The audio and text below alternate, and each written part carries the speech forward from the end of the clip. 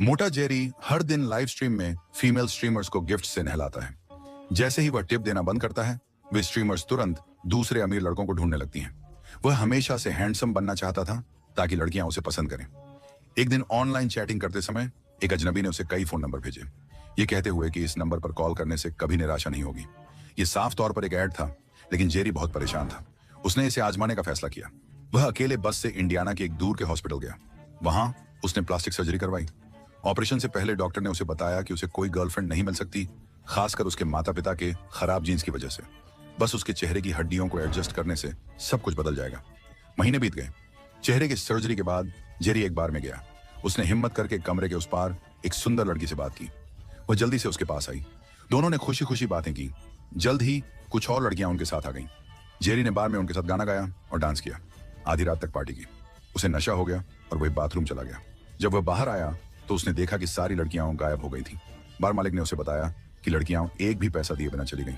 तभी जेरी को एहसास हुआ कि उसके साथ स्कैम हुआ है। वो गुस्से से भर गया। वो हॉस्पिटल वापस भागा, इस बार बंदूक लेकर, डॉक्टर से भिड़ने का पक्का इरादा करके। ये देखकर कि जेरी ट्रिगर खींच सकता है, डॉक्टर ने तुरंत दूसरा तरीका बताया जिससे उसे सेटिस्फैक्शन की गारंटी मिली। अगर वो सेटिस्फाइड नहीं होता तो वो अपने पैसे वापस ले सकता था। जेरी को शक था, लेकिन वह डॉक्टर के पीछे एक होटल तक गया। डॉक्टर ने फोन किया और जेरी को कमरे में अकेले इंतजार करने को कहा। थोड़ी देर में एक शानदार फिगर वाली औरत ने दरवाजा खटखटाया और अंदर आई। आगे क्या हुआ शायद हर कोई अंदाजा लगा सकता है। मैं डिटेल में नहीं जाऊंगा, चलिए सीधे अगले दिन पर आते हैं। अगली सुबह जेरी उठा।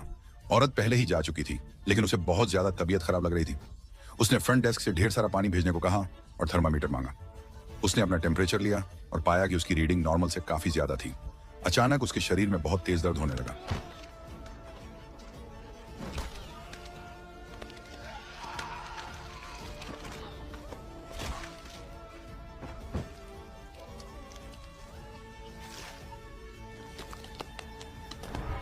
कुछ समय बाद उसका शरीर धीरे धीरे मांस की एक परत में ढक गया, एक कोकून में बदल गया।